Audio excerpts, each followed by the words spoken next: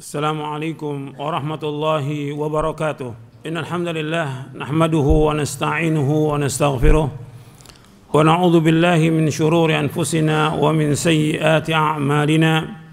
May yahdihillahu fala mudilla lahu wa may yudlil fala hadiya lahu. Asyhadu an la ilaha illallah wahdahu la syarika lahu wa asyhadu anna Muhammadan abduhu wa rasuluh. Allahumma salli wa sallim wa barik ala nabiyina Muhammadin wa ala alihi wa sahbihi ajma'in. Ayyuhal ikhwah, azakumullah.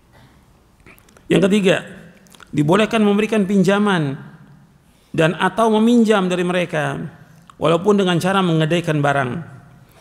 Sebab diriwayatkan bahwa Rasulullah SAW meninggal dunia sedang baju perangnya digadaikan kepada orang Yahudi dengan 30 sok gandum. Aisyah radhiyallahu anha berkata, tuwfiya Rasulullah SAW wa dir'uhu marhunatun 'inda yahudiyyin bi 30 sa'an min sya'irin. Rasulullah SAW wafat dalam keadaan baju besinya tergadaikan kepada seorang Yahudi dengan 30 sok gandum. Tuh, perhatikan di sini. Hadis ini sahih riwayat Bukhari dan Muslim. Saya bawakan faedahnya di bawahnya, di footnote-nya.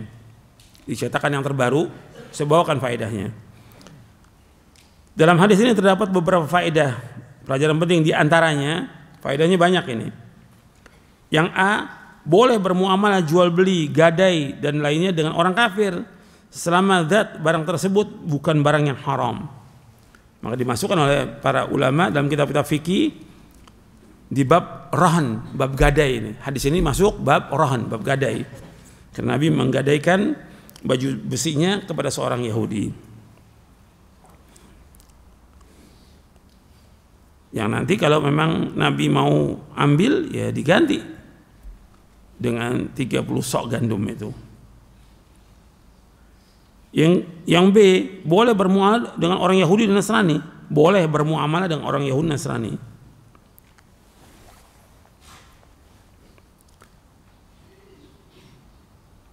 Yang C, penjelasan bahwa kehidupan Nabi Muhammad sallallahu alaihi wasallam sangatlah sederhana, fakir, miskin, dan Nabi mengutamakan kehidupan akhirat.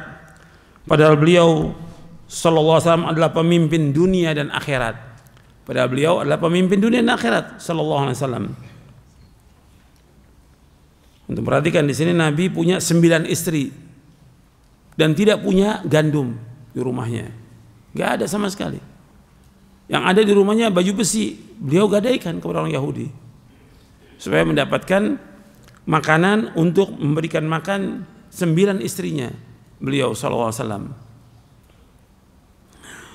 Yang D, bahwa Nabi SAW tidak pernah minta-minta kepada manusia, bahkan dalam hal kebutuhan yang sangat mendesak sekalipun seperti makan dan minum. Beliau SAW tidak pernah minta-minta kepada para sahabat radhiyallahu ajmain. Diperhatikan, yang kita tiru, yang kita contoh adalah Rasulullah SAW. Jangan tiru para ustadz, jangan. Sakit dikit udah masukin WA, saya sakit, anak saya sakit, untuk Allah. Minta apa di sini? Minta donasi. Hukumnya haram dalam Islam, donasi haram. Minta-minta pada manusia. Hadisnya banyak tentang masalah ini, banyak. Dan itu penghinaan. Dan itu termasuk akhlak yang buruk. Minta-minta pada manusia termasuk akhlak yang buruk. Seperti disebutkan oleh Imam Ibn Hibban dalam kitabnya Rawdatul Uqala. Itu akhlak yang jelek, yang buruk, itu minta-minta pada manusia. Nabi nggak mau minta. Nabi, kenapa Nabi sama Yahudi? Kalau Nabi gadaikan sahabat, nggak usah Rasulullah, saya kasih aja 30 sok gandum. Nggak mau Nabi dikasih, nggak mau. Punya izzah, punya harga diri, punya kemuliaan dan punya muru'ah. Sekarang nggak ada seperti itu. Gitu. Malah senangnya apa sekarang? Dikasih. Jangan. Selama kita mampu beli, kita beli. Jangan dikasih sama orang. Jangan. Kita harus punya izzah. Karena Nabi sendiri menyebutkan demikian. Wa izzahu istighna'un. Dan kemuliaan seorang muslim dengan dia tidak mengharapkan sesuatu pada manusia. Jangan ada tuh setitik aja mengharapkan. Jangan ada. Hilangkan kikis dari hati kita. Kita berharap sepenuhnya hanya kepada Allah yang maha kaya, maha karim, maha dermawan Allah SWT. Jangan mengharap pada manusia, jangan. Jadi Nabi nggak minta-minta dan tidak mengharap dari manusia. Untuk makan 9 istrinya Nabi nggak minta sama sahabat. Dan nggak menceritakan tentang susahnya Nabi. Ini masalah pokok loh, Bu. Makanan tiap hari makan, gandum, nggak ada makanan sehari. Pernah Nabi di rumahnya nggak punya kurma sama sekali, gandum nggak ada, kurma nggak ada. Tapi nggak ngadu pada sahabat, nggak ada. Nggak cerita pada sahabat, diam sudah. Ini dia gadaikan barang. Ini kemuliaan yang wajib kita ikuti, kita tiru adalah Rasulullah SAW. Yang Rasulullah SAW adalah orang yang paling sabar dengan kehidupan yang sempit. Begitu juga istri-istri beliau SAW. Mereka tidak pernah mengeluh kepada manusia tentang sempitnya kehidupan. Perhatikan tuh. Rasulullah SAW orang paling sabar dengan kehidupan yang sempit. Begitu pula istri-istri beliau SAW. Mereka tidak pernah mengeluh kepada manusia tentang sempitnya kehidupan. Gak pernah ngeluh. Tapi kalau kita lihat sekarang, wallah, ngeluh semua. Nggak orang awamnya, nggak guru-gurunya, nggak ustadz-ustadznya, nggak pelajar, sama semua yang ngeluh. Padahal kadang-kadang dia jadi guru, udah digaji, tetap aja masih ngeluh. Dia pondok masih ngeluh. Mestinya nggak perlu ngeluh. Justru itulah yang Allah berikan kepada dia, itu yang terbaik buat dia. Dia syukuri. Kalau syukur ditambah nggak sama Allah? Ditambah. La in syakartum la azidannakum wa la in kafartum inna azabi lasyadid. Kalau kamu syukur akan ditambah nikmat itu. Kalau kamu kufur, azab Allah sangat pedih. Syukuri aja dan qanaah, puas dengan apa yang ada. Ini nggak ngeluh aja. Dapat gaji segini ngeluh, ini ngeluh. Antum bandingkan dengan orang yang lebih susah dari kita, lihat kepada yang bawah. Gitu. Apalagi sekarang sekolah-sekolahnya, pondok-pondok bayarnya mahal. Mau tambah jadi lagi. Udah gaji gede masih ngeluh lagi. Artinya mengajarkan orang untuk tidak apa? Tidak bersyukur dengan apa yang ada. Kita syukuri, alhamdulillah. Dulu nggak ada namanya orang ngajar digaji, nggak ada. Dakwah dikasih uang, nggak ada sama sekali sudah. Ini kita katanya Al-Quran wa sunnah ala fahmi salaf, nggak ada salaf. Ngarepin duit dari mana? Nggak ada. Dia jangan jerih payah sendiri. Ini sekarang udah nggak ngikuti salaf. Gitu. Jadi ini udah banyak yang menyalahi manhaj salaf, udah terlalu banyak gitu. Makanya kalau kita lihat banyak ketidakberkahan dalam hidup, ketidakberkahan dalam keluarga, ketidakberkahan dalam dakwah. Karena apa? Ya dia nggak merasa cukup dengan apa yang Allah berikan. Sedangkan sumbernya fitnah diantaranya apa? Harta. Inna likulli ummatin fitnah wa fitnatu ummati al-mal. Setiap umat ada fitnah umatku masalah harta. Antum perhatikan itu. Ingat contoh kita Rasulullah SAW. Nggak ada minta-minta sama sahabat. Nggak ada. Saya ini dengan istri saya 9 lapar. Donasi antum, donasi kumpul donasi. Nggak ada. Allah musta'an. Ini menghinakan diri pada manusia. Memang orang seperti itu emang sudah hina dari awalnya, dia dakwah, tambah hina lagi dia dakwah. Kenapa? Minta-minta pada manusia. Ini orang yang seperti ini minta-minta, dia akan hina hidupnya sampai akhir hayatnya nanti. Rugi hidup yang begitu. Anda putuskan tuh semuanya. Jangan mengharap pada manusia, mengharap pada Allah. Orang yang mengharap pada Allah tidak akan kecewa. Tapi orang mengharap pada manusia pasti dia akan kecewa. Orang kalau udah biasa minta-minta, hatta dia udah kaya, tetap masih minta-minta. Wah, saya lihat sendiri yang seperti ini. Udah punya rumah, udah punya mobil, tetap karena udah biasa minta-minta. Jadi apa dia? Jadi tukang minta-minta. Jadi hina dia seumur hidupnya sampai akhir hayatnya. Kasihan seperti itu. Antum jangan seperti itu. Jangan. Antum kerja, usaha dengan hasil yang sedikit, antum syukuri, itu nikmat, antum makan.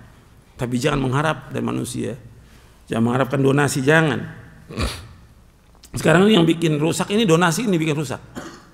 Rusak pribadi seseorang. Rusak kehormatan seseorang. Rusak rumah tangga orang. Rusak dakwah. Dengan donasi itu, rusak. Dari zaman Nabi nggak ada orang sakit kumpulin donasi, ada orang meninggal kumpulin donasi. Bahasa ini pakai. Bahasanya dari bahasa talbis iblis. Apa istilahnya? Tali kasih. Allah, tali kasih. Bahasanya bagus. Kayak riba aja, bunga riba. Tali kasih. Sekarang apa nggak ada di zaman sahabat yang meninggal? Banyak. Zaman tabi'in yang meninggal banyak. Ada yang meninggal punya anaknya 10, ada nggak? Ada. Yang punya istri 4, 10 meninggal, tapi nggak ada. Donasi, istrinya 4. Anaknya nggak ada, sama sekali nggak ada. Antum baca deh kitab-kitab siar, nggak ada. Sekarang aja ini ngerusak dakwah, semua ngerusak dakwah. Contoh kita Rasulullah SAW dan para sahabat. Sahabat, saya sudah berkali-kali ceritakan tentang Abu Hurairah sampai pingsan, nyampaikan hadis pingsan, nggak minta-minta. Saya lapar dari pagi belum makan. Jadi Nabi nggak pernah tuh mengeluhkan tentang kehidupan yang sempit kepada manusia, tidak pernah sama sekali. Sekarang kan enggak dikeluhkan. Di mana dikeluhkannya? Di media sosial. Ini orang sakit nih. Yang ngeluhkan sakit, yang bacanya juga sakit. Allah musta'an. Jadi kita sekarang ngadepin banyak orang sakit nih, jadi kita bingung juga dakwahnya. Banyak orang sakit gitu. Sakit dia. Kenapa diceritakan kepada manusia? Yang orang zat yang paling kasih dan sayang kepada dia siapa? Allah. Yang menciptakan dia Allah, yang memberikan rezeki siapa? Allah. Kenapa ngadu kepada manusia? Hatta dia sakit, nggak usah ngadukan pada manusia. Manusia bisa apa? Gitu. Ini udah banyak yang nggak beres yang harus antum perhatikan ini. Gitu. Jadi jangan dianggap biasa tuh donasi itu nggak biasa itu. Itu perbuatan yang baru dalam agama itu. Yang F, tidak pernah Rasulullah menyuruh para sahabat, ini perhatikan ya, tidak pernah Rasulullah menyuruh para sahabat untuk mengumpulkan donasi buat makan beliau dan para sahabatnya. Tidak pernah ada. Bahkan Abu Hurairah radhiyallahu anhu sampai jatuh pingsan karena kelaparan. Dan beliau Abu Hurairah radhiyallahu anhu tidak mau minta-minta kepada para sahabatnya. Hadisnya sahih riwayat Imam Bukhari. Itu diantaranya. Di antara fawaid yang dapat kita ambil dari hadis Nabi SAW. Hadisnya riwayat Bukhari.